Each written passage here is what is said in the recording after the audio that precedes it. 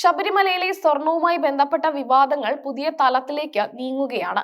കേസിലെ പ്രധാന കണ്ണിയെന്ന് സംശയിക്കുന്ന ഉണ്ണികൃഷ്ണൻ പോറ്റിയുമായി സോണിയാഗാന്ധി നടത്തിയ കൂടിക്കാഴ്ചയിൽ വലിയ ദുരൂഹതയുണ്ടെന്ന് മന്ത്രി വി ശിവൻകുട്ടി ആരോപിച്ചു. ഗൂഢാലോചനയുടെ ചുരുളഴിയാൻ സോണിയാഗാന്ധിയുടെ മൊഴി അത്യന്താപേക്ഷിതമാണെന്ന് അദ്ദേഹം പറഞ്ഞു. ലഭ്യമാകുന്ന വിവരങ്ങൾ പ്രകാരം ഉണ്ണികൃഷ്ണൻ പോറ്റി ഡൽഹിയിലെ സോണിയാഗാന്ധിയുടെ ഔദ്യോഗിക വസതിയിൽ സന്ദർശനം നടത്തിയിട്ടുണ്ട്. അതീവ സുരക്ഷയുള്ള 10-ാം നമ്പർ ജനപദിൽ ഇയാൾക്ക് എങ്ങനെ പ്രവേശനം ലഭിച്ചു എന്നത് ഗൗരവകരമായ ചോദ്യമാണെന്ന് മന്ത്രി ചൂണ്ടിക്കാട്ടി. ഈ സന്ദർശനത്തിന് പിന്നിൽ MP അടൂർ പ്രകാശിന് വലിയ പങ്കുണ്ടെന്നാണ് മന്ത്രിയുടെ പക്ഷം. സോണിയാഗാന്ധിക്കും അടൂർ പ്രകാശിനും ഉണ്ണികൃഷ്ണൻ പോറ്റിയുമായുള്ള ബന്ധം ഞെട്ടിക്കുന്നതാണ്. ഇത് വെറുമൊരു സന്ദർശനമല്ലെന്നും കൃത്യമായ ഗൂഢാലോചന ഇതിന് പിന്നിലുണ്ടെന്നും മന്ത്രി ആരോപിച്ചു.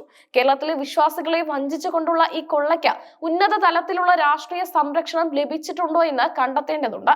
ഇതിനായി അന്വേഷണം ഡൽഹിയിലേക്ക് കൂടി വ്യാപിപ്പിക്കണം. പ്രത്യേക അന്വേഷണ സംഘം നിലവിൽ ഉണ്ണികൃഷ്ണൻ പോറ്റിയുടെ മൊഴികൾ വിശകലനം ചെയ്തു വരികയാണ്. എന്നാൽ സോണിയാഗാന്ധിയെ അന്വേഷണ പരിധിയിൽ കൊണ്ടുവന്നാൽ മാത്രമേ ഇതിന്റെ പൂർണ്ണരൂപം വ്യക്തമാകൂ എന്ന് മന്ത്രി പറഞ്ഞു. പദവികൾ നോക്കാതെ നിയമത്തിന് മുന്നിൽ എല്ലാവരും തുല്യരാണെന്ന് സർക്കാർ കരുതുന്നു. ശബരിമലയുടെ പവിത്രതയെ ബാധിക്കുന്ന ഇത്തരം കുറ്റകൃത്യങ്ങളിൽ ആരെയും സംരക്ഷിക്കില്ലെന്ന് മന്ത്രി വ്യക്തമാക്കി. സോണിയാഗാന്ധിയെ നേരിട്ട് ചോദ്യം ചെയ്യുന്നതിലൂടെ പല ഉന്നത കോൺഗ്രസ് നേതാക്കളുടെയും പങ്കാളിത്തം പുറത്തുവരുമെന്നും അദ്ദേഹം കൂട്ടിച്ചേർത്തു. മന്ത്രിയുടെ പ്രസ്താവന കോൺഗ്രസ് നേതൃത്വത്തെ വലിയ പ്രതിരോധത്തിലാക്കിയിട്ടുണ്ട്.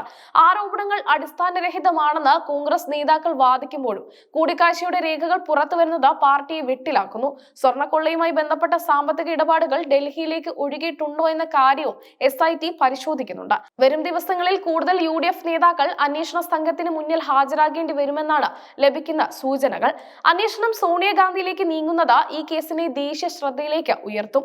ഗൂഢാലോചനയുടെ ആഴം എത്രത്തോളം ഉണ്ടെന്ന് കണ്ടെത്താൻ സാങ്കേതിക തെളിവുകളും ഫോൺ രേഖകളും പരിശോധിച്ചു വരികയാണ്. ശബരിമലയെ മറയാക്കി നടന്ന ഈ കൊള്ളയിലെ എല്ലാ പ്രതികളെയും പുറത്തു കൊണ്ടുവരുമെന്ന ഉറച്ച നിലപാടിലാണ് ഇടത് സർക്കാർ. രാഷ്ട്രീയ അധികായന്മാരുടെ പങ്കാളിത്തം തെളിയിക്കപ്പെട്ടാൽ അത് കേരള രാഷ്ട്രീയത്തിൽ വലിയ ഭൂകമ്പങ്ങൾ സൃഷ്ടിക്കുമെന്ന് ഉറപ്പാണ്.